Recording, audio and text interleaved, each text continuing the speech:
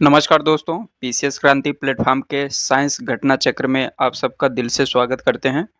दोस्तों, आज साइंस घटना चक्र बायोलॉजी सेक्शन में जैव उर्वरक और मानव कंकाल तंत्र और पाचन क्रिया जैसे टॉपिक को आज हम कवर करेंगे।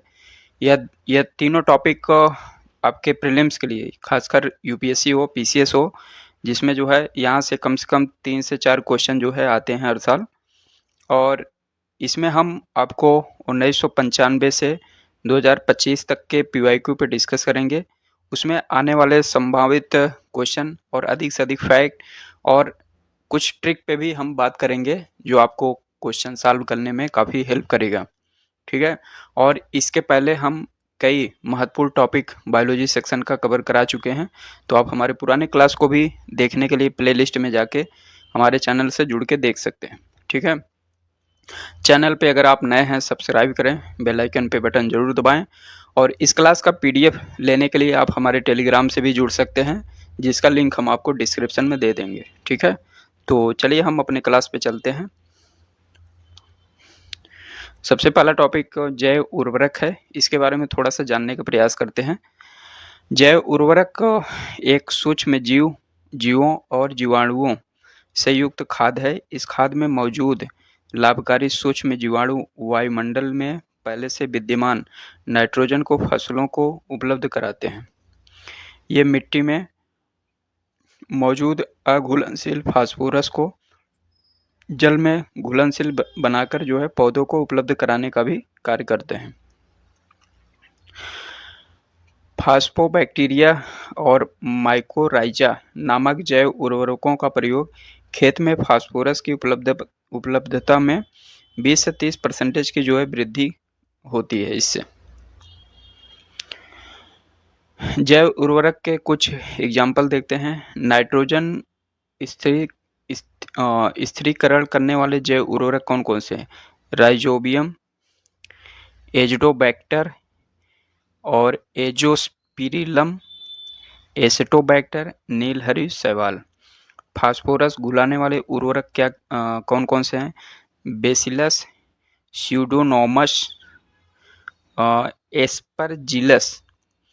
Composting accelerator cellulolytic, Trichoderma, lignolytic, Humicola. पौधों की वृद्धि में सहायता करने वाले राइजोबैक्टीरिया कौन कौन से हैं? स्यूडोमोनास। ठीक है। नीलहरी शैवाल जो है एक सूक्ष्म प्रोकैरियोटिक शैवाल होता है, जबकि एजोला एक जलीय फर्न होता है, जिसकी पत्तियों को पृष्ठीय सतह पर पाई जाने वाली गुहिकाओं में रहने वाले साइनोबैक्टीरिया एनाबिना एजोली की मदद से यह नाइट्रोजन का स्थिरीकरण कर क्षमता में जो है वृद्धि करने में सहायता करता है। विभिन्न फसलों में अलग अलग तरह के बैक्टीरिया पाए जाते हैं। देखते हैं कौन से फसल में कौन सा बैक्टीरिया पाया जाता है। सोयाबीन में राइबोजियम जैपोनिकम, तिनपत्तीय घास में राइजोबियम ट्राइफोली, लूसर्न में राइजोबियम मेलिलोती, जलीय फर्न में एनाबिना, गुन्नेरा मैक्रोफाइला, नोस्टक मस्कोरम। ठीक है। तो चलिए इस पे आए हुए क्वेश्चन पे डिस्कस करते हैं। जो इम्पोर्टेंस फैक्ट होगा हम आपको बताते चलेंगे। ठीक है। सबसे पहला क्वेश्चन देखते हैं। निम्नलिखित में से किन का उपयोग जैव उर्वरक के रूप में किया जाता है? तो इसमें जो है एजोला का किया जाता है, बिल्कुल किया जाता है। नीलहरी शैवाल का भी बिल्कुल किया जाता है। अल्फा का नहीं किया जाता है। तो 1 2 सही हो जाएगा, बी सही होगा। अगला क्वेश्चन देखते हैं। निम्नलिखित में से कौन जैव उर्वरक के रूप में प्रयुक्त होते हैं? नीचे दिए गए सही उत्तर का जो है चयन करना है। तो इसमें एजोला, नीलहरी शैवाल, अल्फा, नाइट्रोलिन। तो जैव उर्वरक के रूप में आपका एजोला, नीलहरी शैवाल भी करते हैं। ठीक है। तो 1 2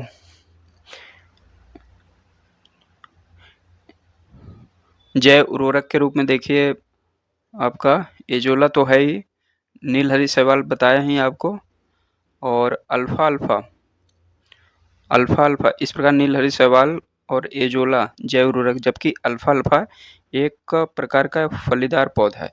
तो ये तीन वाला ऑप्शन अगर आप काट देंगे तो 3 ऑप्शन, ये 2 ऑप्शन जो है कट जाएगा, ठीक है। तो इसका जो है 1, 2, 4 ऑप्शन जो है सही हो जाएगा, ठीक है। तो इसका बी आंसर सही होना चाहिए।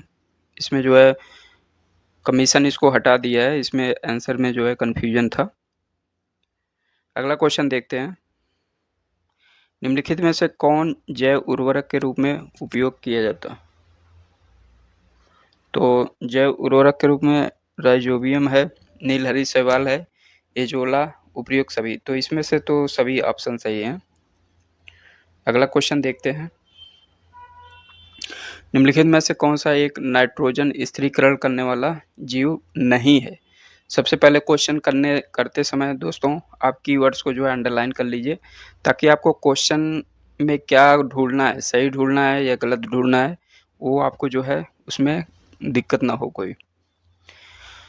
तो नाइट्रोजन स्थिरीकरण करने वाला जीव कौन सा नहीं है? नोस्टॉक तो है, एनाबीना भी है, एज़ोबैक्टर भी है, माइकोराइजा नहीं है। तो ये ऑप्शन जो है आपका सही हो जाएगा। अगला क्वेश्चन, निम्नलिखित में से कौन सा जैव उर्वरक का स्रोत है? जैव उर्वरक का स्रोत इसमें एजोला है।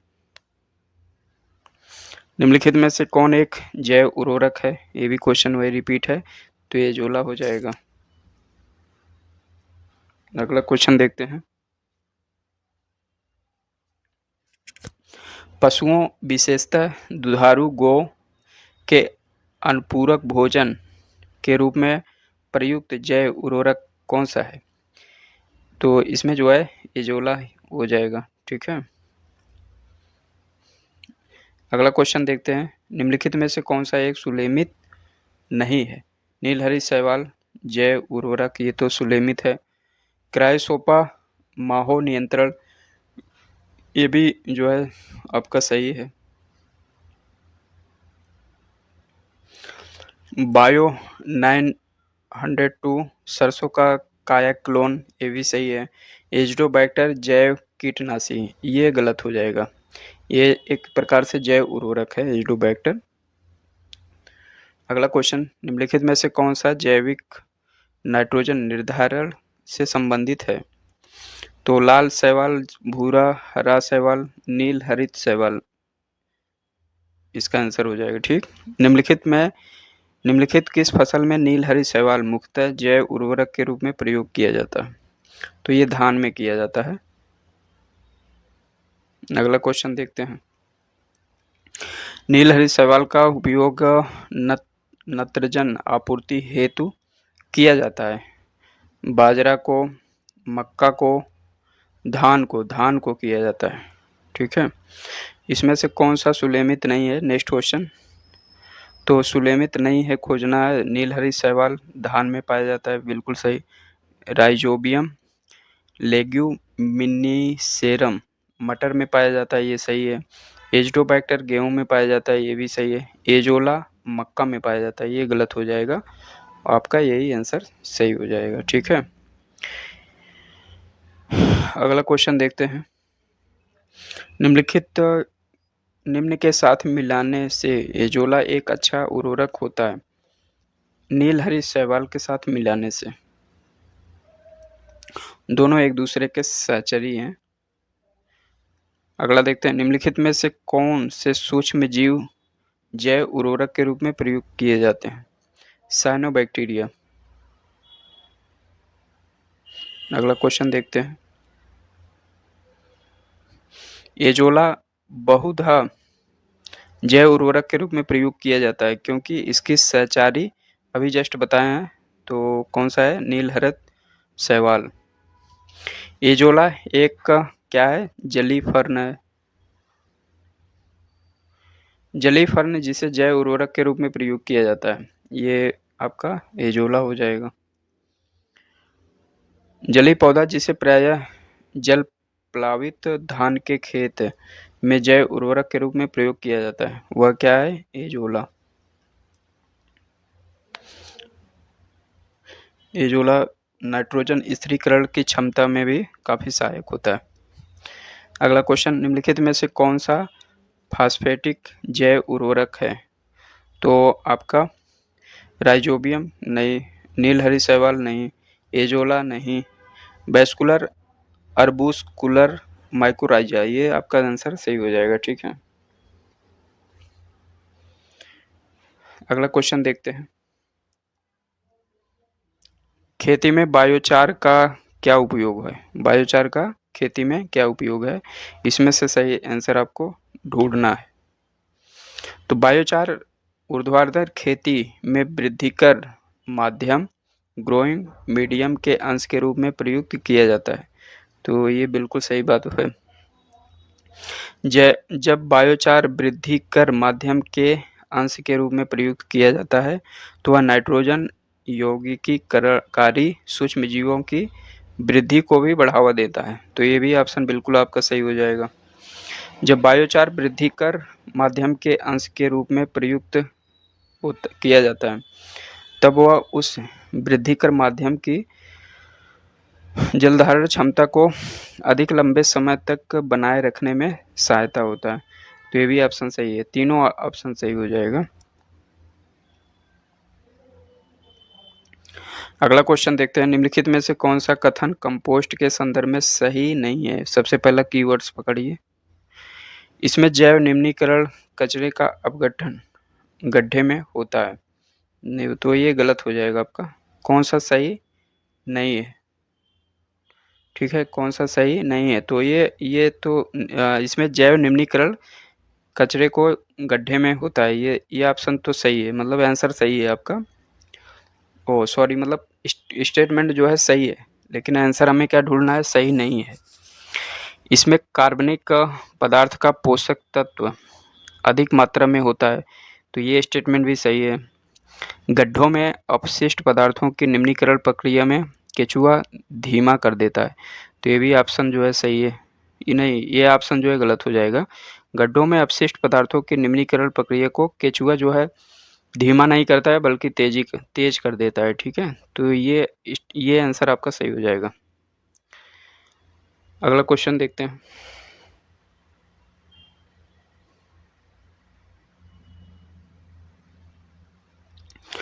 फसलोत्पादन में नत्रजन उपयोग क्षमता की वृद्धि की जा सकती है उर्वरक की मात्रा के बार बार प्रयोग द्वारा, नत्रजन अवरोधक के द्वारा। तो दोनों ऑप्शन आपका गलत हो जाएगा। नत्रजन धीरे छोड़ने वाले उर्वरकों का प्रयोग, ये सही हो जाएगा। तो इसमें जो है इसमें जो है सभी सही हो जाएंगे।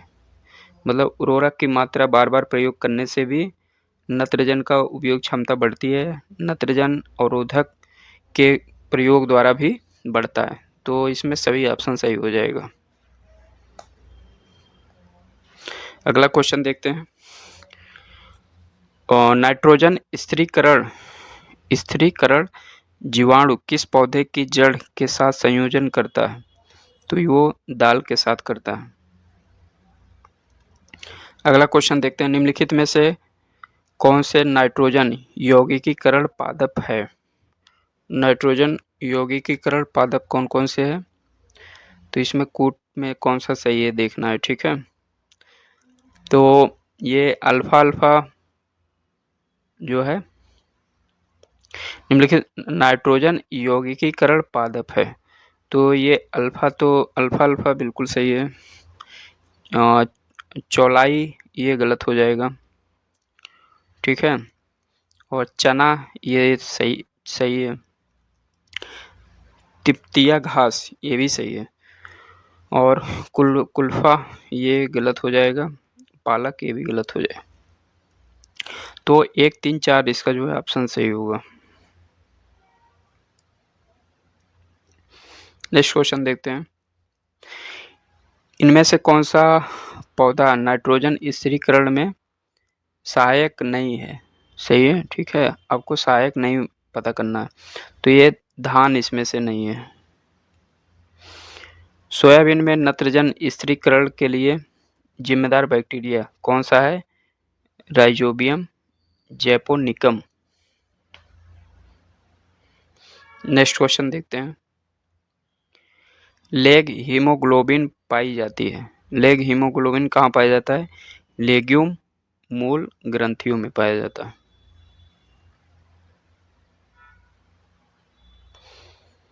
अगला क्वेश्चन, निम्नलिखित में से किस जंतु को भूमि का कृषक कहा जाता है? तो आपको केचुआ को बोला जाता है।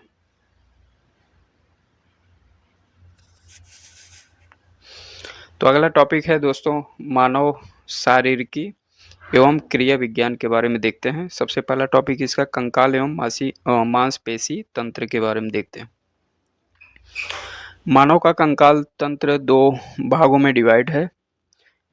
एक बाएं कंकाल इग्जोस्केलेटन, अंतःकंकाल इंडोस्केलेटन। ठीक है, तो बाएं कंकाल तंत्र के तहत बाल, रोम और नाखून आदि आते हैं।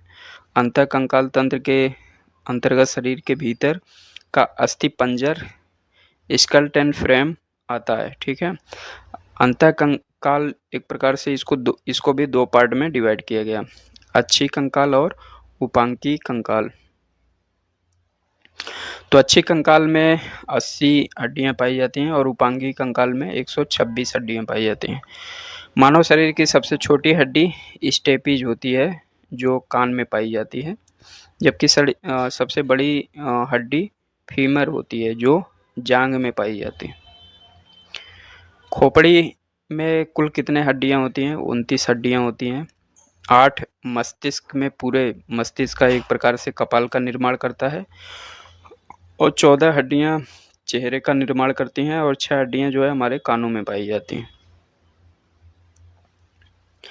मनुष्य का कशेरुक दंड या रीढ़ की हड्डी 26 छोटी छोटी हड्डियों की बनी होती हैं जिसे कशेरुकाएं कहते हैं। ठीक है, वर्टिब्री। गर्दन का कशेरुक एटलस कशेरुक कहलाता है जो गर्दन को सीधे रखता है। मनुष्य के शरीर में पसलियां कुल 12 जोड़ी होती हैं, अर्थात 24 होती हैं। मानव शरीर में प्रधान रूप से 6 तत्व पाए जाते हैं जो oxygen, carbon, hydrogen, nitrogen, calcium और फास्फोरस होते हैं। शरीर में 65% ऑक्सीजन, 18.5 18.5% जो है कार्बन पाया जाता है, 9.5% हाइड्रोजन पाया जाता है, 3.2% नाइट्रोजन, 1.5% कैल्शियम, 1% फास्फोरस। ठीक है, मानव हड्डियों में सर्वाधिक मात्रा में पाए जाने वाला कैल्शियम फास्फेट होता है। लिगामेंट वह संयोजी ऊतक है जो एक हड्डी को दूसरे हड्डी से जोड़ता है, और टेंडम क्या करता है? मांसपेशियों को हड्डी से जोड़ता है। नाखून बाएं कंकाल तंत्र के अंतर्गत आता है जो अल्फा कीरेटिन के बना होता है। कैल्शियम, फास्फोरस, फ्लोरीन अस्थि एवं दांत निर्माण तथा इनकी मजबूती के लिए आवश्यक होता है। इसकी कमी से अस्थि एवं दांत संबंधित बीमारी होती है। मानव शरीर के अंदर जो है 32 दांत होते हैं, और इन दांतों में जो है 4 प्रकार के हमारे दांत होते हैं। 4 प्रकार में एक कृंदक होता है, इंसीजर, रदनक, कैनाइन, प्रचवर्णक या अग्रचवर्णक, प्रीमोलर, चवर्णक, मोलर। तो इसका सूत्र याद करने का है, एक ऊपरी पार्ट में, नीचे पार्ट में जो है 16 दांत होते हैं। तो ऊपरी पार्ट में देखें या नीचे पार्ट में, जो भी समझिए। इंसीजर जो है दोनों साइड 2-2 होते हैं, दोनों साइड 2-2 दांत इंसीजर के होते हैं, 4 दांत हो गए। और आपका कैनाइन जो है 2 दांत होते हैं, कैनाइन के जो है 2 दांत होते हैं, और प्रीमोलर के जो है 4 दांत होते हैं, और मोलर के जो है 6 दांत होते हैं। ठीक है, तो इस तरह से कुल मिला के ऊपरी पार्ट में 16 हो गए और नीचे मिला के 32 हो गए पूरे। किसी भारी वस्तु को उठाने की क्षमता के संदर्भ में जबड़े की मांसपेशियां सबसे मजबूत मानी जाती है। लंबे समय तक कठोर शारीरिक कार्य के पश्चात मांसपेशियों में लैक्टिक अम्ल के संचय हो जाने से शरीर में थकान का जो है अनुभव होता है। चलिए इस पे क्वेश्चन पे डिस्कस करते हैं। जो इम्पोर्टेंस फैक्ट होगा हम बताते चलेंगे। हमारे शरीर का अधिकतम भार बना है किसका? जल का बना है। ठीक है, हमारे शरीर में जल जो है 55 से 70% तक लगभग पाया जाता है। अगला क्वेश्चन, मानव शरीर में होता है लगभग 70% जो है पानी होता है। एक वयस्क शरीर में जल का परसेंटेज, क्वेश्चन वही रिपीट है, 65% या 70% के नीचे, 55 से 70% के बीच में। मानव शरीर में सर्वाधिक प्रचुरता में पाए जाने वाला तत्व कौन सा है? तत्व अभी बताए थे आपको, ऑक्सीजन है। मानव शरीर में अधिकतम मात्रा में पाए जाने वाला तत्व कौन सा होता है? जस्ट अभी बात की है, कैल्शियम। अगला क्वेश्चन देखते हैं, मानव शरीर में किस तत्व का प्रतिशत सबसे अधिक होता है? ऑक्सीजन का सबसे अधिक होता है। वयस्क मानव में होता है, वयस्क मानव में जो है 206 हड्डियां होती हैं। ठीक है, आगे देखते हैं, मानव कंकाल में अब तक ज्ञात हड्डियों की संख्या 206। 20 वर्ष की आयु मानव शरीर में हड्डियों की संख्या लगभग कितना हो जाता है? इसमें से कोई नहीं होगा इसका आंसर। 20 वर्ष की आयु में भी लगभग 206 ही होगा। तो मतलब बच्चे में जो है ऐसा माना जाता है, बच्चों में 300 के आसपास हड्डियां होती हैं और जो बड़े होते हैं उसमें 206 हड्डियां होती हैं। निम्नलिखित में से कौन मानव शरीर की सबसे छोटी हड्डी है? मानव शरीर की सबसे छोटी हड्डी स्टेपिज है, जो कान में पाई जाती है। हमारे शरीर की सबसे लघुतम हड्डी, ये भी वही क्वेश्चन है, कान में आपकी स्टेपिज जो पाई जाती है।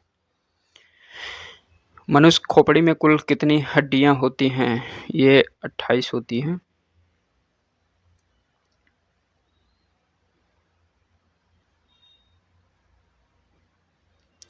अभी जो है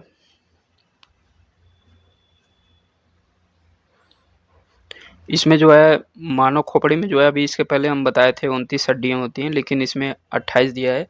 एक हड्डी जो है आपके खोपड़ी और आपके स्टर्नम से जो है जुड़ी होती है, जिसको हाइवायड नामक एक हड्डी अस्थि मैंडिबल और कंठ के बीच जीवा के नीचे स्थित होता है। तो उसको जो है स्टर्नम में अगर मान लेंगे तो आपका खोपड़ी में उसको नहीं गिनेंगे, तो इसलिए 28 भी मान सकते हैं। निम्नलिखित में से कौन सा लवण मानव हड्डियों में सर्वाधिक मात्रा में पाया जाता है? तो कैल्शियम फास्फेट जो है सबसे अधिक मात्रा में पाया जाता है। मानव शरीर में पसलियों के कितने जोड़े होते हैं? 12 जोड़े होते हैं, अर्थात 24 हड्डियां। मानव शरीर में पैर की हड्डी खोखली होती है। अगला क्वेश्चन देखते हैं, ऑस्टियोब्लास्ट निम्नलिखित में से किससे संबंधित है? हड्डियों का निर्माण भी करता है, ये भी सही है। बेसलस लैमिनार श्रावण गलत है। हड्डी टूटना, तो हड्डी टूटने से भी संबंधित है, ए और सी इसका दोनों सही हो जाएगा। मांसपेशियों को रीजनरेशन, ये गलत हो जाएगा, तो इसमें ए सी दोनों ऑप्शन सही होना चाहिए। शल्य क्रिया में आर्थोप्लास्टी क्या है? आर्थोप्लास्टी क्या है? कूल्हे के जोड़ों का प्रतिस्थापन, हिप जॉइंट रिप्लेसमेंट। अगला देखते हैं, प्लास्टिक ऊतक टिश्यू जो हड्डियों को एक साथ पकड़े रहता है, उन्हें क्या कहते हैं? उन्हें आपका लिगामेंट या स्नायु कहते हैं। कंकाल के वे हिस्से जो हड्डियों की तरह सख्त नहीं होते हैं और जो मोड़े जाते हैं, उनको क्या बोलते हैं? उनको जो है कार्टिलेज बोलते हैं। एटलस और एक्सिस के मध्य में पाए जाने वाले जोड़ पिवोट को क्या कहते हैं? उसको आप सिनोवियल जोड़ कहते हैं।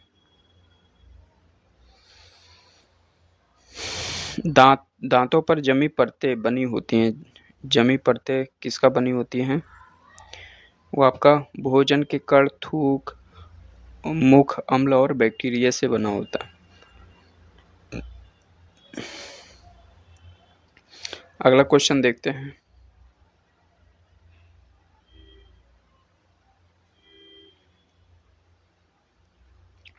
नाखून काटते समय दर्द नहीं होता है क्योंकि नाखून मृत कोशिकाओं के द्रव्यों द्वारा बने हुए रहते हैं जिसमें रक्त का संचरण नहीं होता है। ये इसलिए जो है आपका आंसर क्या हो जाएगा? ए सही हो जाएगा। अल्फा केराटिन एक प्रोटीन है जो त्वचा में उपस्थित होता है। ठीक है, अगला क्वेश्चन देखते हैं। बाल जिस प्रोटीन का बना होता है उसको क्या बोलते हैं? केराटिन बोलते हैं। मानव के बाल और नख में निम्नलिखित में से कौन सा प्रोटीन विद्यमान होता है? केराटिन। क्वेश्चन वही रिपीट है। अस्थि एवं दंत निर्माण हेतु निम्नलिखित में से किनकी आवश्यकता होती है? सोडियम, पोटेशियम, लौह, कैल्शियम। सोडियम और कैल्शियम, कैल्शियम और फास्फोरस। तो कैल्शियम और फास्फोरस का जो है जरूरत होता है। अगला क्वेश्चन, निम्नलिखित में से कौन सा पौष्टिक तत्व अस्थि एवं दांतों के निर्माण एवं मजबूती के लिए आवश्यक नहीं है? तो आवश्यक कौन सा नहीं है? कैल्शियम तो जरूरी है, फास्फोरस भी जरूरी है, फ्लोरीन भी जरूरी है, आयोडीन नहीं जरूरी है। आयोडीन आपका थायराइड ग्रंथि के नियंत्रण में जो है काम आता है। मनुष्य के जीवन काल में कितने दांत 2 बार विकसित होते हैं? ये 20 बार।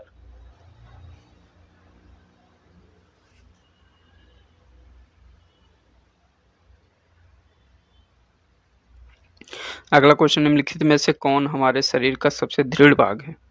तो दंतवल्क।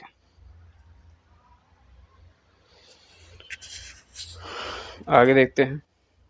दंतवल्क क्या होता है? दांत के शिखर क्राउन पर अत्यधिक कठोर सफेद सा एक चमकीला होता है जो मुख्यतः कैल्शियम फास्फेट और कैल्शियम कार्बोनेट का बना होता है।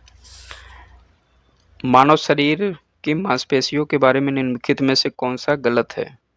मांसपेशियां केवल हड्डी को धक्का दे सकती हैं। मांसपेशियां जोड़ों में काम करती हैं। सिकुड़ने पर मांसपेशियां छोटी और सख्त मोटी हो जाती हैं। स्टेटमेंट तो सही है। तो इसमें जो है आपका कौन सा सही नहीं है पूछा है ना, तो आपका इसमें ए सही हो जाएगा। मांसपेशियां केवल हड्डी को धक्का दे सकती हैं, ये गलत है। मांसपेशियां जोड़ों में काम करती हैं, ये स्टेटमेंट आपका सही है। अगला क्वेश्चन देखते हैं। मानव शरीर में सबसे मजबूत मांसपेशियां कहाँ पे पाई जाती हैं? जबड़े की। जबड़े की मांसपेशियां बहुत मजबूत होता है जो 975 पाउंड वजन जो है 2 सेकंड तक उठा सकता है। अगला जो है मिलाने वाला है बीस्ट बोन। बीस्ट बोन जो है आपका ये स्टर्नम इससे मैच करेगा। कॉलर बोन, क्लेविकल और जानुफलक, जानुफलक पैटेला और शोल्डर ब्लेड स्कैपुला। तो इसका आंसर क्या हो जाएगा? डी सही हो जाएगा।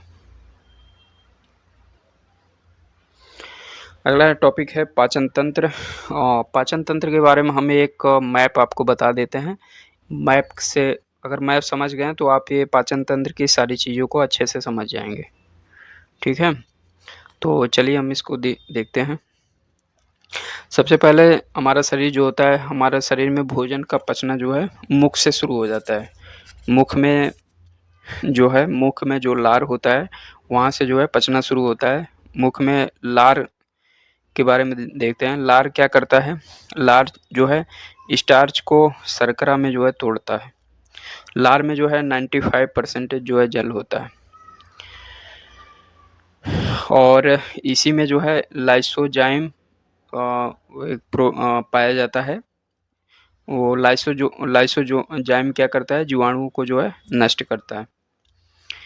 और मुख में क्या होता है, टाइलिन एंजाइम या लारी एमाइलेज भी पाया जाता है, जो स्टार्च को माल्टोज और माल्टोज को ग्लूकोज में बदलता है। ठीक है। इसके बाद भोजन मुख में पचने के बाद ग्रसनली में आता है।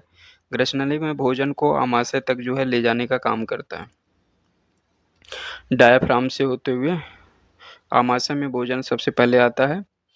आमाशय में जो है यहाँ पे कौन कौन से पाचक रस सीक्रेट होते हैं, एचसीएल, पेप्सिन एंजाइम और प्रोटीन। प्रोटीन का पाचन भी यहाँ पे होता है।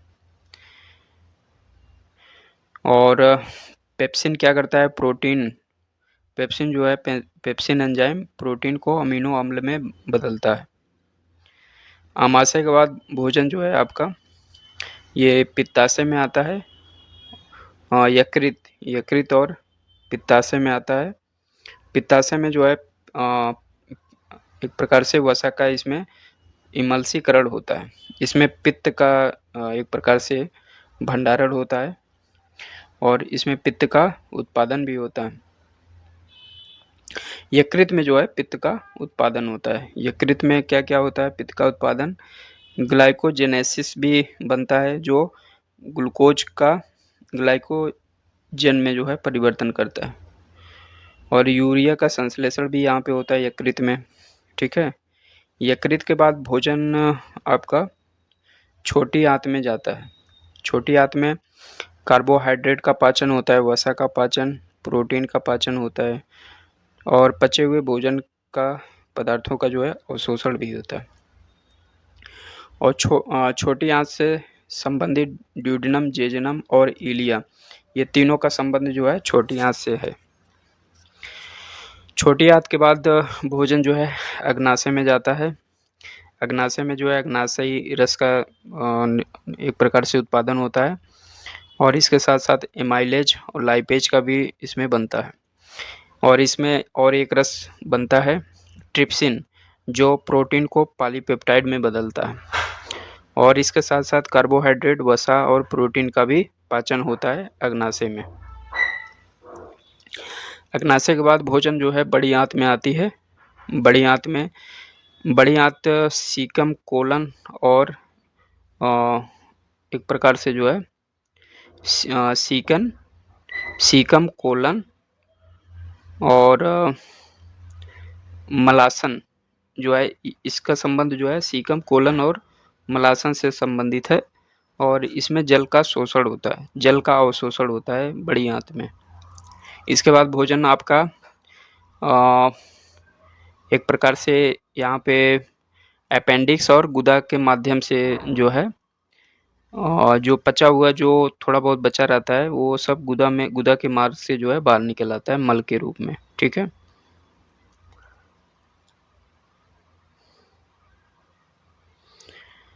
मलाशय में पचने के बाद बड़ी आंत में जो है पचने के बाद भोजन जो इसमें एक प्रकार से यहाँ पे भोजन पूरी तरह से पच जाता है बड़ी आंत में और भोजन में जो जल रहता है उसका अवशोषण हो जाता है।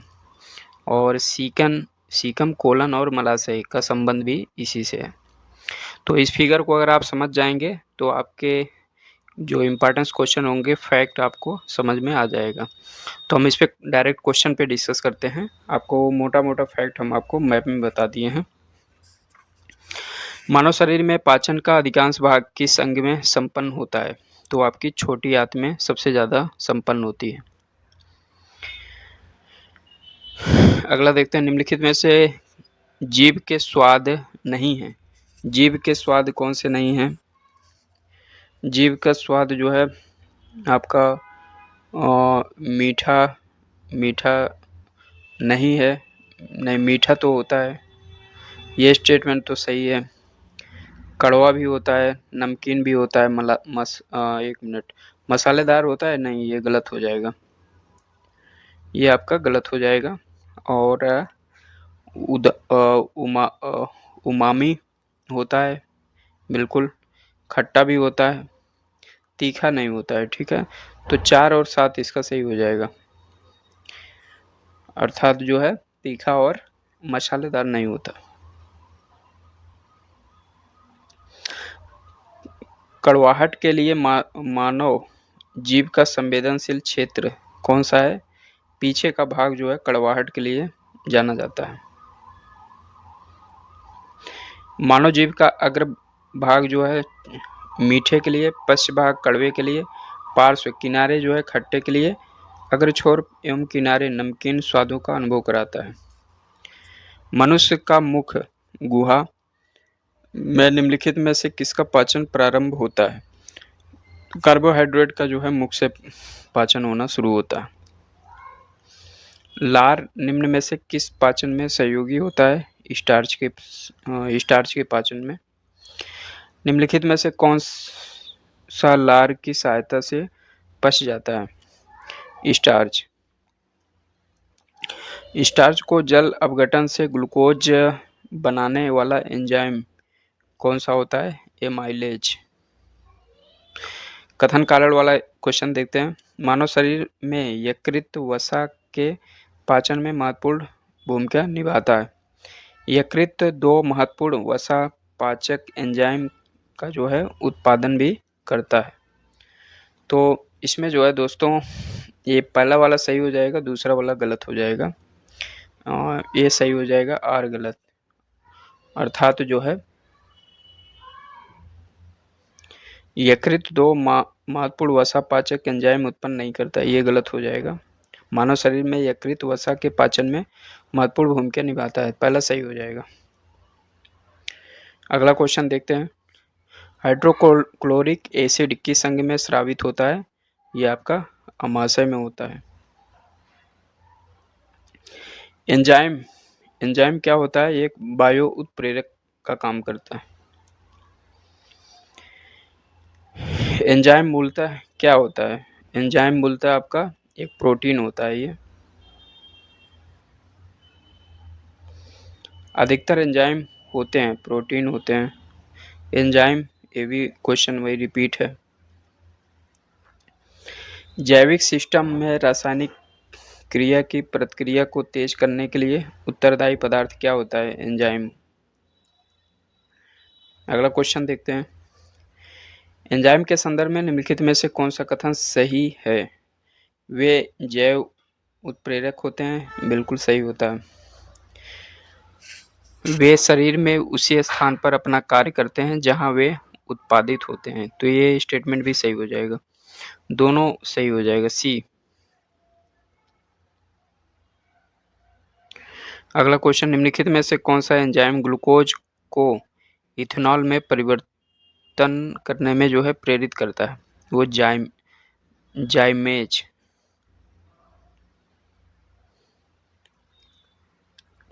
निम्नलिखित में अगला क्वेश्चन। निम्नलिखित में से किस एक की उत्पत्ति यकृत का कार्य है?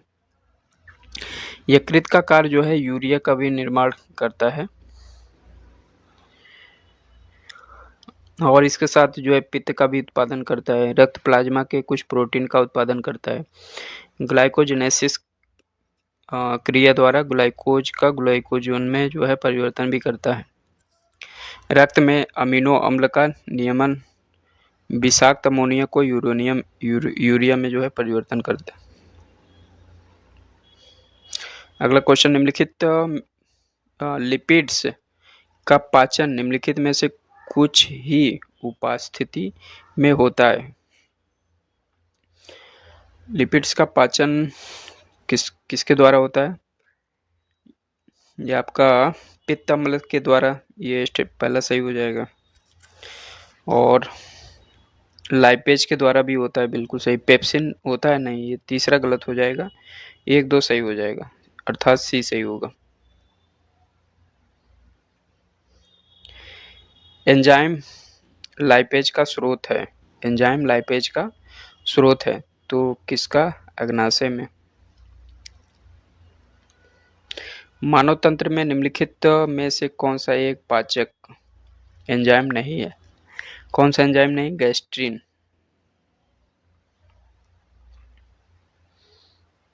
अगला क्वेश्चन देखते हैं।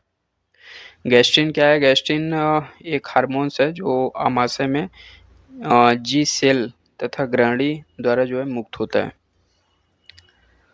अगला क्वेश्चन, मानव शरीर में प्रोटीन का पाचन निम्नलिखित में से किस अंग में प्रारंभ होता है?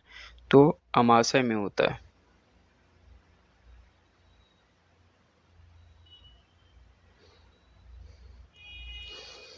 अगला क्वेश्चन देखते हैं, निम्नलिखित में से कौन सा एंजाइम प्रोटीनों को एमिनो अम्ल में विघटित करता है?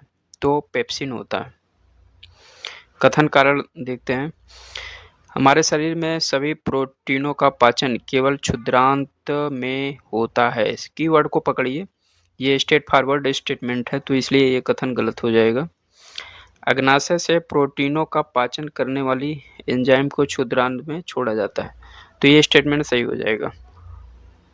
तो इस तरह से पहला गलत हो जाएगा, दूसरा सही, तो डी सही हो जाएगा। प्रोटीनों के पाचन में सहायक एंजाइम है, सहायक एंजाइम क्या होता है? ट्रिप्सिन होता है। अगला क्वेश्चन, निम्नलिखित से कौन से परिवर्तन में एंजाइम ट्रिप्सिन उत्प्रेरक का कार्य करता है? तो प्रोटीनों का अमीनो अम्ल में बदलने में। अगला क्वेश्चन, मानव शरीर में पुच्छ कौन सी संरचना से संलग्न होता है? बृहदांत्र। अगला क्वेश्चन, मानव शरीर में क्षुद्रांत के 3 संरचनाओं भागों की लंबाई का कौन सा सही ह्रासवान क्रम है? तो इसमें ह्रासवान क्रम में मतलब बड़े से छोटे क्रम की तरफ। तो सबसे इसमें जो है शेषांध्र, मध्यांध्र और ग्रहणी। तो इसमें शेषांध्र जो है बड़ा होगा, उससे छोटा मध्यांध्र, ग्रहणी सबसे छोटा, तो डी सही होगा इसका। अगला क्वेश्चन देखते हैं,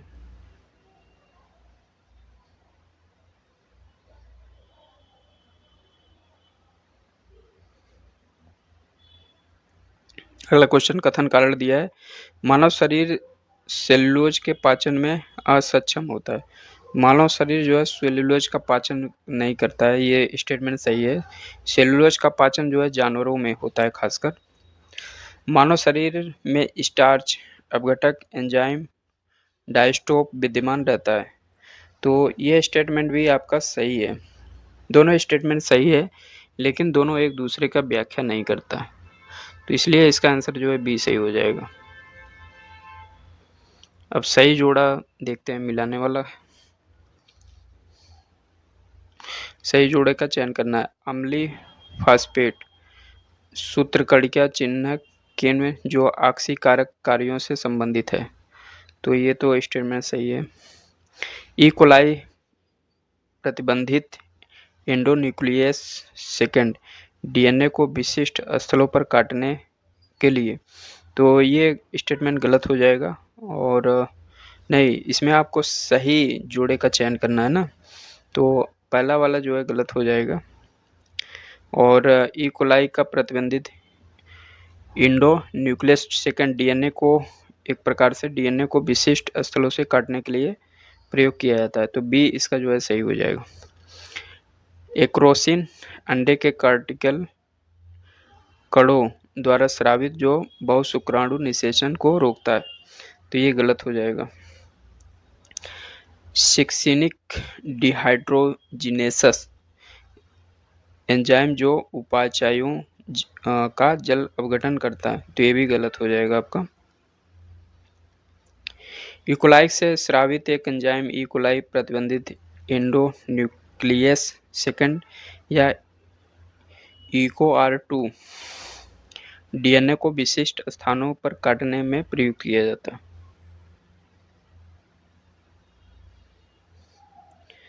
अगला जो है मैचिंग के लिए है, टाइलिन रक्त में एंजियोटेंजिनोजेन को एजिनोटेंसिन में बदलता है, पेप्सिन स्टार्च को पचाता है, रेनिन प्रोटीन को पचाता है, ऑक्सीटोसिन वसाओं को जल अपघटित कराता है। तो इसमें जो है आपका इसमें जो है ए सही हो जाएगा, ठीक है। टाइलिन स्टार्च को पचाता है, पेप्सिन प्रोटीन को पचाता है, रेनिन रक्त में एंजियोटेंसिनोजेन को एंजियोटेंसिन में बदलता है।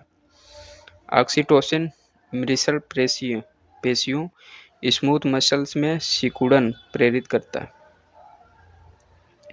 अगला मैचिंग के लिए है, तो विटामिन जो है कैरोटीन से बना होता है। एंजाइम आपका पेप्सिन से संबंधित है। हार्मोन्स आपका प्रोजेस्टेरॉन से संबंधित, और प्रोटीन आपका केराटिन से संबंधित है। तो इस तरह से इसका विकल्प क्या हो जाएगा, बी सही हो जाएगा। कार्बोहाइड्रेट के अपघटनोपरांत अंतिम रूप से क्या बनता है? तो अंतिम रूप से जो है केवल ग्लूकोज बनता है। अगला क्वेश्चन देखते हैं। निम्नलिखित में अतिरिक्त ग्लूकोज ग्लाइकोजन में परिवर्तन होकर भंडारित रहता है, कहाँ पे? यकृत में। यकृत एवं मांसपेशियों में ऊर्जा जमा होती है ग्लाइकोजन के रूप में। 10 दिनों से अधिक दिन तक उपवास करने पर लीवर पर क्या प्रभाव पड़ता है? लीवर पर क्या प्रभाव पड़ता है? लीवर में ग्लूकोज का स्तर जो है धीरे धीरे कम होने लगता है। पित्ताशय में उपस्थित पत्थर निम्नलिखित में से किसका पाचन प्रभावित करता है? तो वो आपका जो है वसा का जो है पाचन में एक प्रकार से डिस्टरबेंस पैदा करता है। मानव शरीर की सबसे बड़ी ग्रंथि कौन सी है? यकृत है। और जबकि सबसे छोटी ग्रंथि अंतःस्रावी इंडोक्राइन ग्लैंड या अवर2 थायराइड ग्लैंड है। ठीक है, सबसे बड़ी ग्रंथि वही यकृत है। निम्न अंगों में से पित्त का संचय किसमें होता है? पित्त का संचय पित्ताशय में होता है। शरीर के किस भाग में पित्त का निर्माण? यकृत में। निम्नलिखित कथनों पर विचार करिए। यह मानव शरीर की दूसरी सबसे बड़ी ग्रंथि है। इसका रस एक प्रकार की कोशिकाओं से स्रावित होता है तथा क्षारी भी होता है। इसके रस को पूर्ण पाचक रस भी कहा जाता है। ये गुण विशिष्ट किससे संबंधित है? यह आपके अग्नाशय से संबंधित है। अगला क्वेश्चन देखते हैं। समानतः मानव के संदर्भ में निम्नलिखित कथनों पर विचार करिए। कौन सा कथन जो है सही है ये पता करना है। HCl की मौजूदगी की अनुक्रिया के रूप में ग्रहणी से सेक्रेटिन उत्पन्न होता है। तो ये स्टेटमेंट बिल्कुल सही है। वसी अम्लों की मौजूदगी की अनुक्रिया के रूप में क्षुद्रांत से स्टेरोग्रेस्टान उत्पन्न होता है। तो ये स्टेटमेंट भी बिल्कुल सही हो जाएगा। तो दोनों स्टेटमेंट सही हो जाएगा। ठीक है, अब अगला टॉपिक है दोस्तों आपका विटामिन 7 पोषण। तो ये टॉपिक हम अगले क्लास में कराएंगे। तो आज का क्लास यहीं पे समाप्त करते हैं। और अगर आपको क्लास अच्छा लगा तो चैनल को सब्सक्राइब करें, शेयर करें, अपने दोस्तों को भी बताएं। और इसका PDF लेने के लिए आप हमारे टेलीग्राम चैनल से भी जुड़ सकते हैं। ठीक है, तो अगले क्लास में हम जल्दी मिलेंगे आप लोग से।